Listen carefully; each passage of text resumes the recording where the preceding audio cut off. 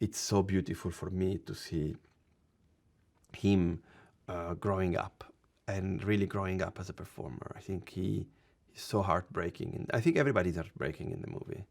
Timothy, in particular, though, brings a sense of insecurity and of tenderness and of impossibility that are so strong.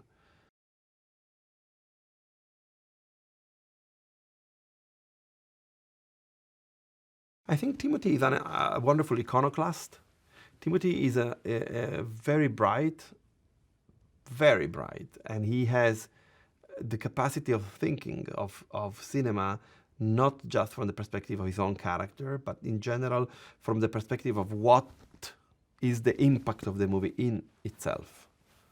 And so he has this capacity of understanding the semantics of his job as well as the performance in itself. So it's beautiful because I think Timothy loves to find the challenge, to be in a risky place like I do. So we share that for sure.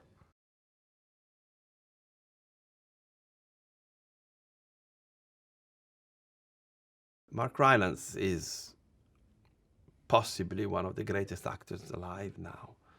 And to work with him has always been something that I really wanted to. And when I and he spoke on Zoom again, the old days of meeting actors were gone then. Maybe they're coming back now, in person, I mean. But the conversation was very, very interesting because I think that Mark understood that we didn't want to make in Sully a sort of bidimensional portrait of a villain. We wanted to make, as for the rest of the characters in the movie, a three-dimensional portrait of a man who has been continuously living alone, and he's in search of a contact and a companionship. That's what we felt was important for the character. And to see Mark bringing his incredible technique and his total commitment to the character was extraordinary.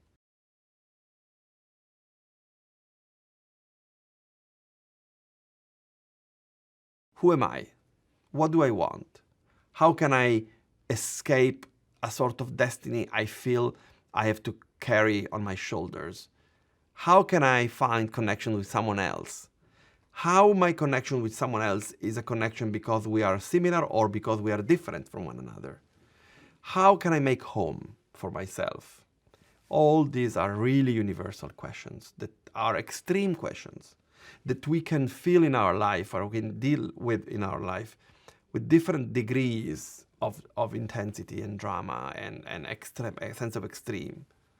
Clearly in this movie, because it's a movie, we are going for the extremes because we want this universal to be very, very deep and profound. But I think, like, we, all of us, could definitely agree that in the search for self, we deal with a lot of extreme, complicated emotions in our life. So I hope that's the connection for an audience.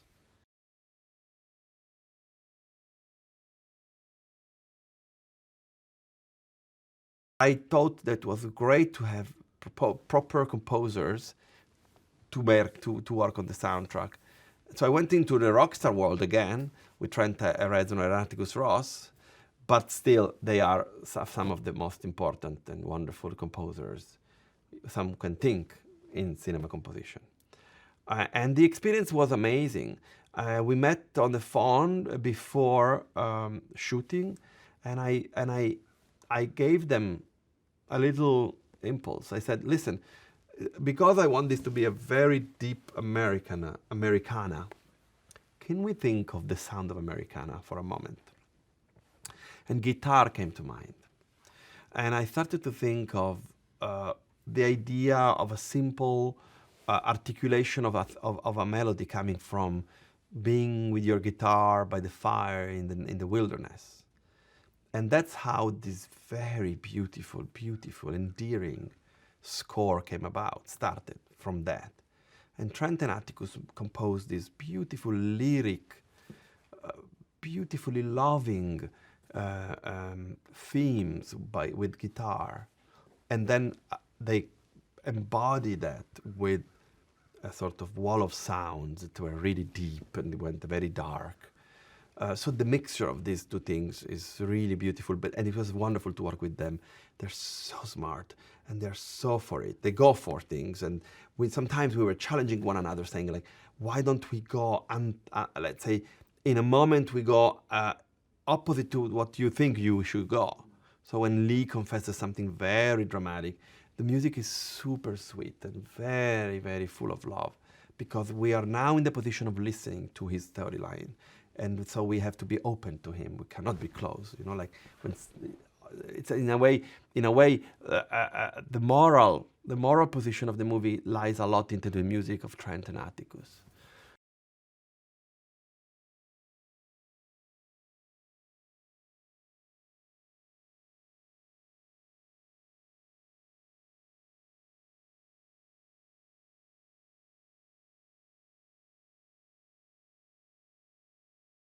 And the second I start reading the script, I felt like, there is something about this thing that is very attractive to me.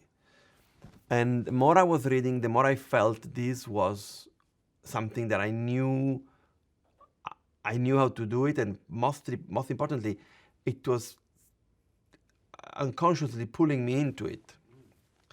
And there was a third element that was very strong to me, that when Lee appears on the page, I felt that that character was, for me, certainly a great role for Timothy. And of course, me and Timothy, we had a great experience doing Call Me by Your Name. We have a strong bond, and I was experiencing the beautiful blooming of his wonderful path in cinema, his wonderful persona, and I felt like, oh my God, that could be a great opportunity. So at the end of the reading, I called Dave and said, listen, it's great, and I'm thinking that I could do it, and I said, I will do it only if Timothy does it.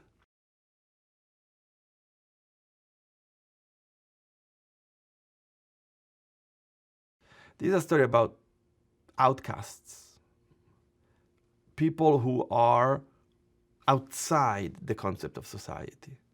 They are not included. They kind of not even excluded. They kind of like live at the margin of the sense of the system of life. And so we had to build a logical, in the sense of the emotional logic of things, world where you had a very great commitment to the nature of these people and the worlds through which they cross their path, and the 80s as well. My motto is, when I do period movies, is always that we need to make it as if we are making a movie in that period of time, not about that period of time.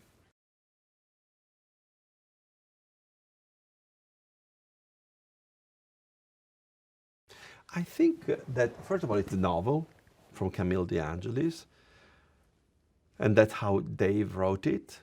But I think the idea of the wanderer, the idea of the road, the being on the road, it's so connected with America, with the certain archetypes of America, the frontier, the reinvention of self, that was so strongly American. And I also love the idea that this is something happening in a period of time, the 80s, who somehow were so optimistic.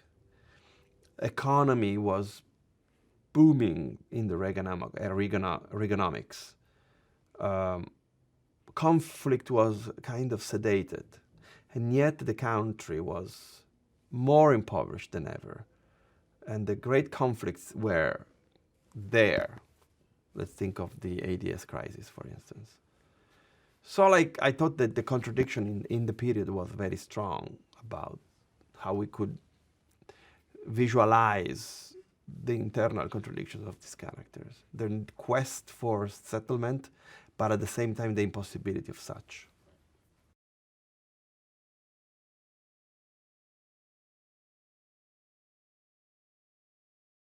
I think Bones and All is a film about the impossibility of love and the aim for finding home, but also in a way the impossibility of that dream of home.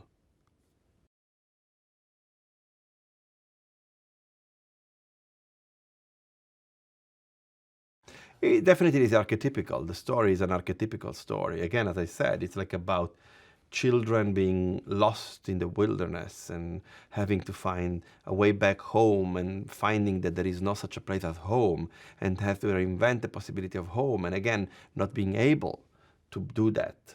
It's about the disenfranchised. In this sense, it's archetypical for that.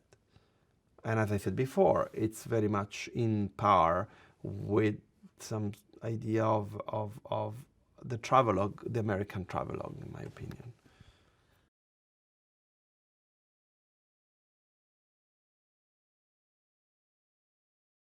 So Taylor, I wish she was a discovery of mine, but she is not. Like she has been doing a lot of work, and I discovered her to I guess the movie that discovered her, which is Waves by Trey Schultz.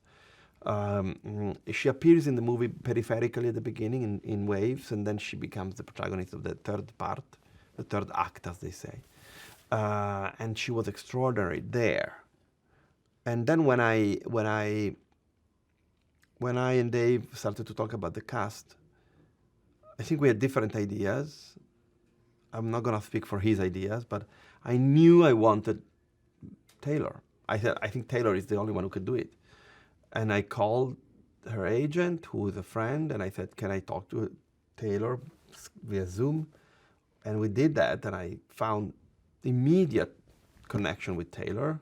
And then, like very few days later, I called her and said, "The role is yours if you want it." So I didn't audition her. She got the role out of my knowledge of what she had done before and the fact that she really felt perfect for playing Maren.